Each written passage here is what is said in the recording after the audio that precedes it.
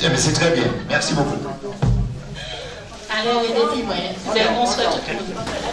Alors, je vais essayer d'être bref, hein, parce que je dis moi aller vite, donc je vais essayer un petit brin quand même, et m'ont décidé d'y modifier sans intervention moins, c'est que plutôt en témoignage, puisque je m'en intervient en tant qu'entrepreneur, et je suis un expert en politique de développement durable.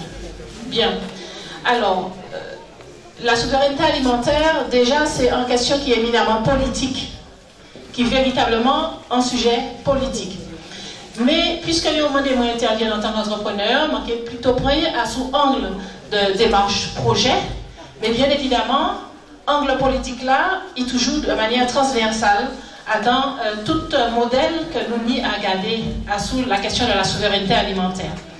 Donc, récemment, en plus, c'est très étonnant parce qu'auparavant, on n'a pas parlé de souveraineté alimentaire en Martinique. Le mot souveraineté, déjà, c'est qu'à créer un problème. En tête, tout le monde, les ça parlait de souveraineté, c'était un problème. Et, en bab. Et puis, curieusement, la semaine passée, alors, ça a fait une semaine, hein, Corinne Crié-Moi, il m'a dit pour qu'elle intervienne sur la souveraineté alimentaire. Bon, ok. Et puis, curieusement, il y a des jours, Macari s'ouvrait en plan l'accord de relance signé entre l'État et la CTM. Et Macari feuilleté et Macari constaté à la page 10 que la question de la souveraineté alimentaire inscrit. Oh, en content. Et je vais regarder le budget, je vais essayer de tirer comme ça. Je vais dire, bon, ben, là, comment c'est fini? Voilà. Et je vais que, intitulé, paragraphe là, c'est Tendre vers la souveraineté alimentaire en 2030. Donc, il restait 9 ans. Et puis, je me dit, mais il fallait qu'il était bon l'argent, ben là, il chaud. Et puis, je me 89 millions. Oh, 89 millions. 89 millions pour valoriser les produits locaux et accompagner leur transformation ou modernisation, agriculture et pêche, et permettre de réduire notre dépendance aux importations et notre empreinte carbone. Donc, et puis, ils mettaient en place un comité de transformation, ils ont créé ça le COSDA, qui n'a pour mission d'y préparer l'agriculture martiniquaise de demain. Alors, moi, dis-moi, bon, ben, je vais aller dans ce sujet-là, parce qu'il y a un COSDA qui a travaillé sur ça. Et puis, je vais rentrer dans dynamique et dans réflexion politique là, même si je n'ai pas demandé moi venir là en tant que politique, puisque moi aussi, je fait politique là, mais je vais rester à ce angle. C'est pour ça que moi, je choisis rester à ce angle entrepreneurial là, parce qu'à un moment donné, il faudrait nous atterrir aussi. Depuis bon matin, nous avons des interventions de haut niveau. Après-midi encore, et puis Esmeralda, et puis M. Diolo nous frappent encore en l'autre niveau. Et j'ai senti pression très haut. Alors, j'ai décidé d'y parler plutôt d'expérience à travers quelques petits exemples, parce que j'ai sillonné quelques pays africains, mais aussi dans un contexte martiniquais. Et puis, avant d'entrer dans ce sujet-là, c'est reposer définition, ça qui est la souveraineté alimentaire. Et m'en chercher à sous définition. Et premièrement, donc, expliquez-nous que c'est le droit des peuples à une alimentation saine et culturellement appropriée, produite avec des méthodes durables. Et deuxièmement, c'est le droit des peuples à définir leur propre système agricole et alimentaire. Et je vais aller plus loin, je vais constater qu'effectivement, en 1996, la FAO s'est lancée en sommet de l'alimentation et était posé concept de souveraineté alimentaire. Mais moi, j'ai écarté comment de tout ça et moi, rentré dans la mutation Martinique, qui est écrit par Garcin Malsa, petit point plus récemment, plus ou moins, et il a dit nous que pour que la politique agricole Martinique souveraine pose il faudrait que nous assurer que nous un taux maximal d'autosuffisance alimentaire et il faudrait nous aller chercher tous les espaces de souveraineté, donc en matière foncière. Et bien évidemment, question posée, toujours dans politique, mais il faudrait revenir dans la réelle démarche de projet A, et qu'à pousser réflexion pour moi ça comprendre qui ça qui est derrière justement toute dimension de souveraineté alimentaire tala. Évidemment, il y a une question de sécurité alimentaire Kabozikoy, il y a une question de structuration des exploitations, de diversification, de transformation et puis aussi volonté d'y aller. C'est ça qui n'en bagaille là. Donc la sécurité alimentaire, c'est une question que nous a posé comme nous en pile parce qu'elle a constitué une réparation des sols agricoles. Et puis, le fait de mettre en place des process de traçabilité des différents produits et donc écarter comme nous des pesticides, rentrer dans la polyculture par exemple, développer davantage, revenir en disant, puisque nous ni expérience là, nous ni expertise là, et puis il y a toute difficulté qui est liée au changement climatique et puis aux risques et aux maladies. Mais il y a également ça dans la structuration des exploitations, c'est-à-dire comment nous avons formé les acteurs, comment nous avons accompagné techniquement et financièrement, et puis nous avons aussi veillé à la transformation des outils, parce que nous avons des exploitations qui fonctionnent aujourd'hui pour un type de culture, mais est-ce que ces exploitations-là qui sont adaptées pour d'autres cultures que nous avons mettre, puisque nous avons parlé de diversification.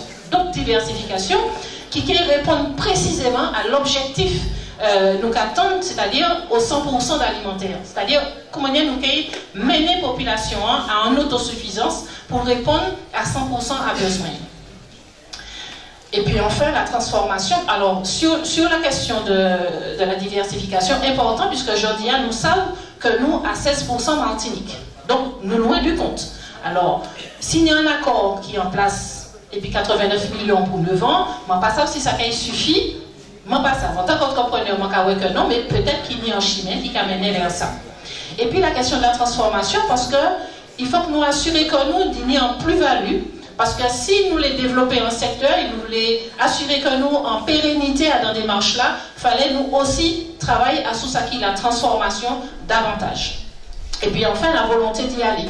Et la volonté d'y aller, c'est important.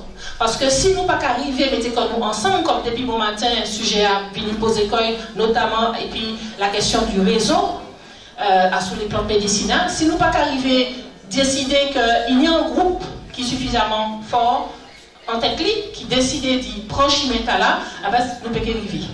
Et pour exemple, je vais commencer par prendre un exemple à sous ça qui fait en 2010,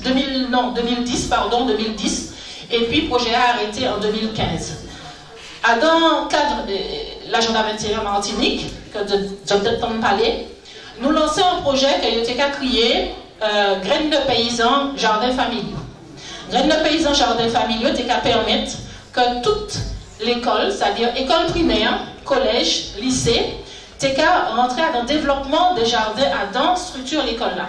Et puis parallèlement, nous avons lancé des appels à projets vers la population pour que tout le monde ait développé des jardins. Ça qui peut être fait, ou en tout cas ça qui est fait, améliorer et été mis un accompagnement en cadre de façon à éviter que vous utilisez des pesticides. Le projet a avancé, nous avons fait en partenariat et puis en scope, il a créé Métasystème qui existait toujours, qui partit former également à Cuba pour faire savoir en ligne. Et la question de la permaculture, c'est qu'à poser effectivement, et là nous entrons dans la réflexion, nous disons mais comment, mais c'est genre de famille, il n'y a pas de question de permaculture.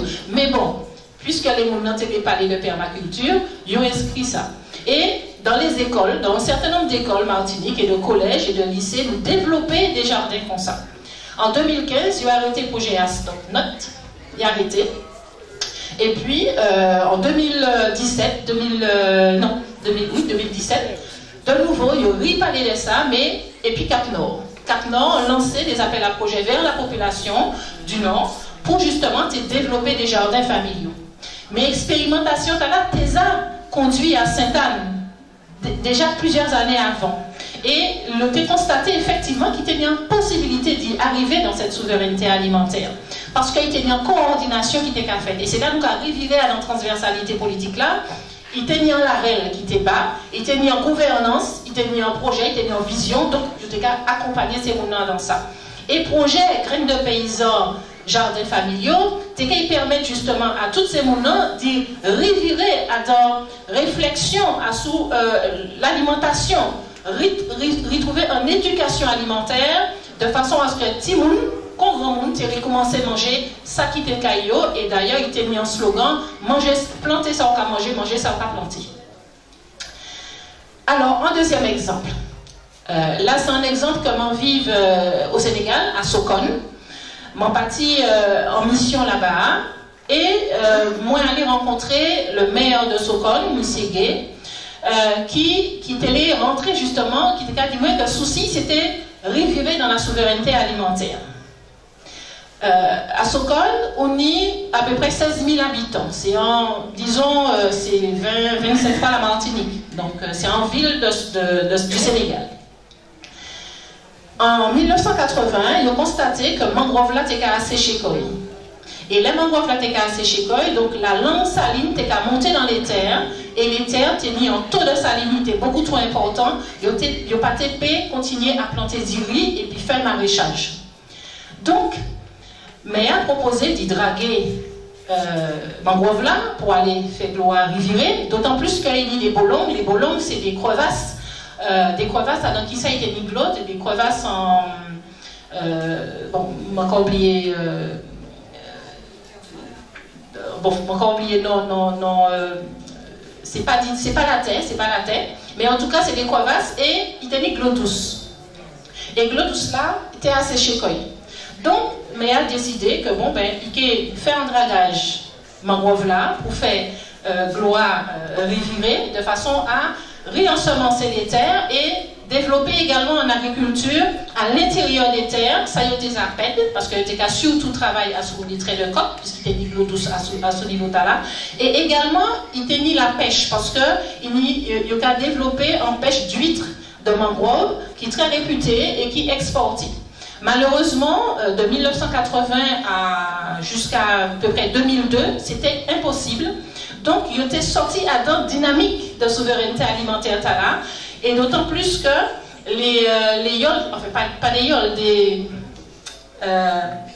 bateaux, enfin des pirogues qui étaient à venir pour ça ramener des produits maraîchers, pas été rentrés puisqu'ils étaient arrivés par le Sine Saloum et ils étaient arrivés par mangrove là. Donc, ils étaient quand même compte que la ville de Sokone était retrouvée sinistrée, isolée et dans l'eau difficulté pour nourrir la population. Donc c'était par voie routière et il était mis en l'eau difficulté aussi à niveau là puisque les routes étaient quand même impraticables. Donc les arrivés dans réflexion et puis c'était justement attention au dragage de la mangrove. Il y a des techniques certainement, mais il faut faire très attention. Et puis Pouchi justement pas rentrer dans l'autre dynamique d'agriculture que Yoteza connaît, aller chercher, donc nous organiser des rencontres et puis la population pour essayer de retrouver les pratiques que Yoté pède.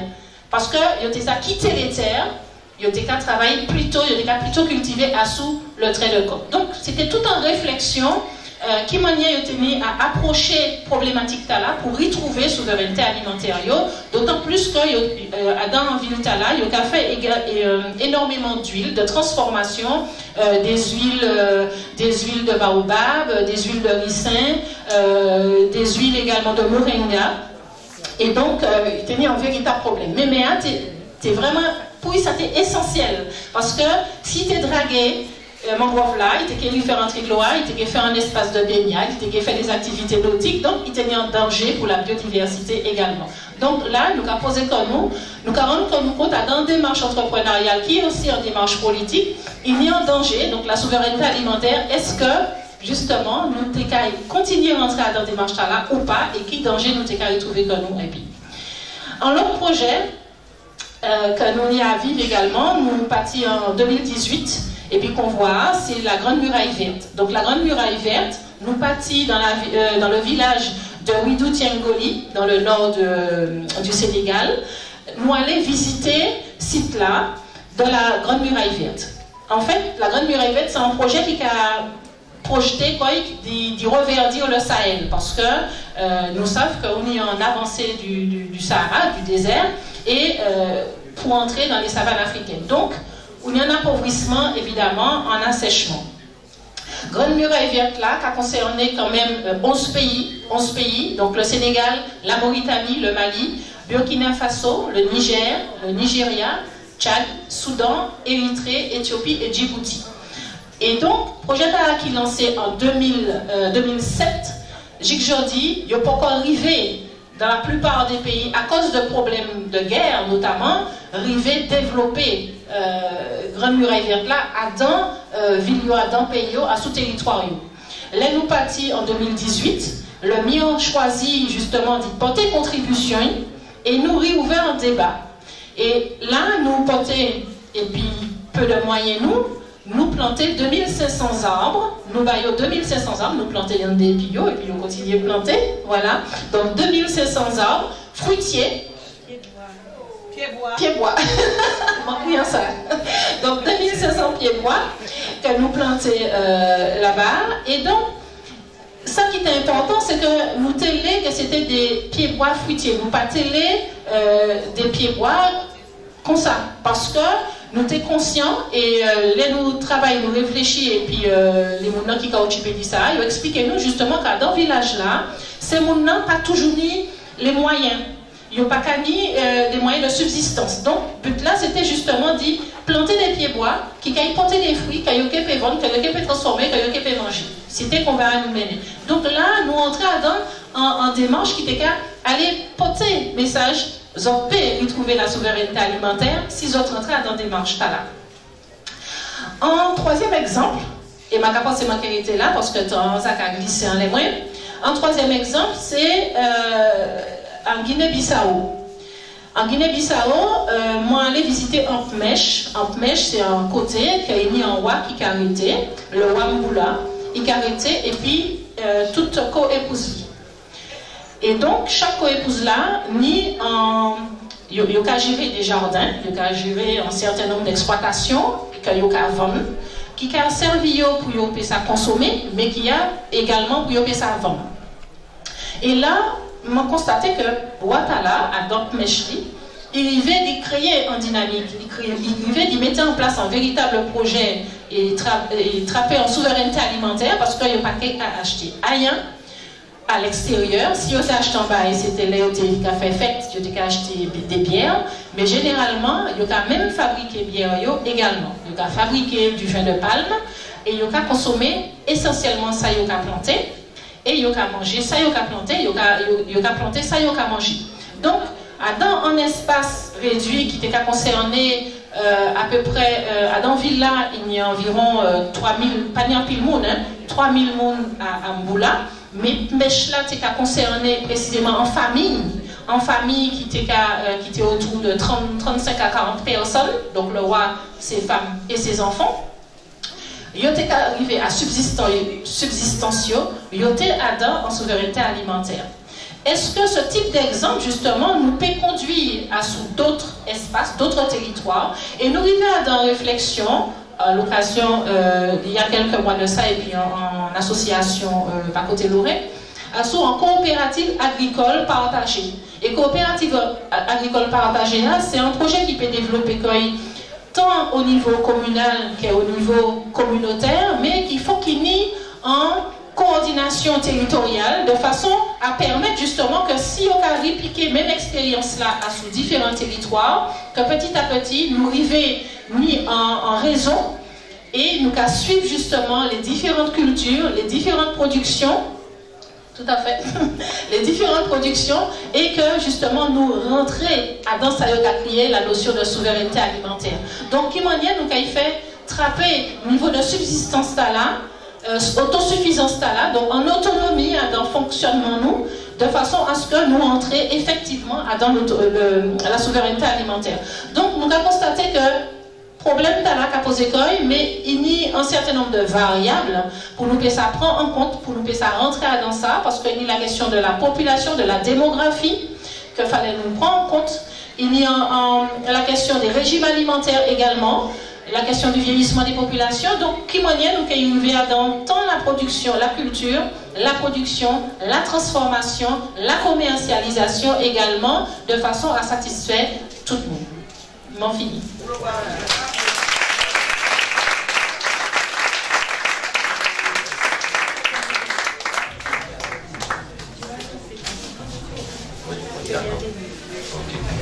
Oui.